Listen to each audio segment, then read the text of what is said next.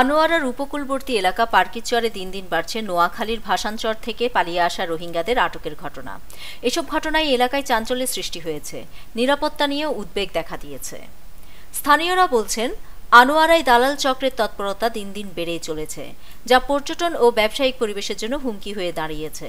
পাশাপাশি আইনশৃঙ্খলা রক্ষাকারী বাহিনীর তৎপরতায় রোহিঙ্গা আটক হলেও পার্কিচরে রোহিঙ্গা পালিয়ে আসার বিষয়টি কমছে না। বুটে করে এখানে 30 জন বা 8 জন 10 জন এভাবে করে 2-3 বার করে এদিকে রোহিঙ্গা এদিকে নামাই দিয়ে চলে যাচ্ছে। কত করে নিচ্ছে উনি বলতেছে আমার থেকে জনপদ 5000 টাকা করে নিছে।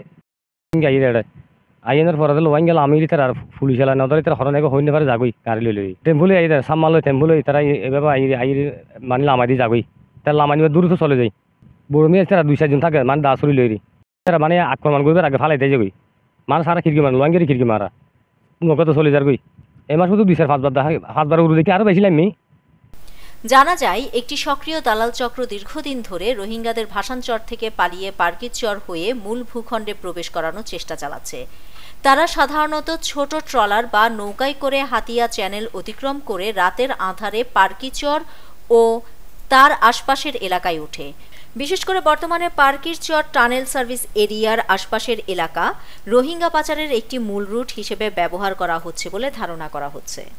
স্থানীয় একটি চক্রের মাধ্যমে রোহিঙ্গারা নৌপথে আনোয়ারার পার্কি বিচ এলাকা, পূর্বপাড়া এলাকা সহ বিভিন্ন এলাকাকে ব্যবহার করে আনোয়ারায় প্রবেশ করতেছে। আইনশৃঙ্খলা নজরদারির কারণে ইতিমধ্যে বেশ কয়েকটি চালান ধরা পড়েছে।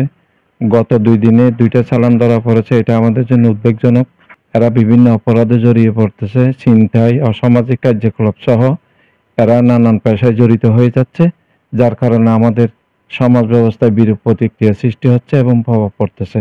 এই মাসের মধ্যে 4বারের মতো 4টা বুট আমাদের এখানে আনোয়ার অন্তর্গত এখানে আপনাদের পার্কি বিচ সার্ভিস এরিয়ার পশ্চিম উত্তর কন্যা এদিকে এটা নিয়ে আসতেছে।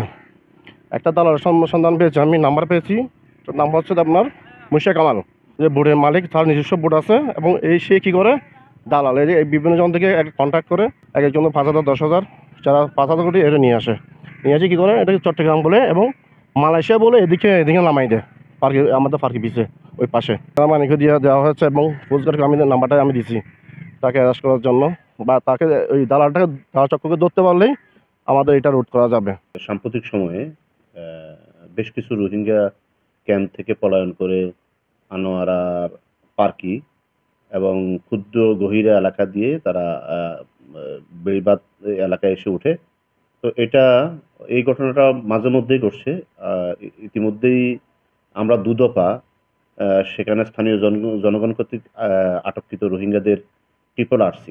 তো এটা আমাদের জন্য আইনশৃঙ্খলা বাহিনী সহ সকলের জন্য একটা খুবই অ্যালার্মিং বিষয় যে রোহিঙ্গারা ক্যাম্পে না থেকে তারা মাঝে মধ্যে এদিক দিয়ে একটি চক্রের মাধ্যমে তারা এসে ওঠে।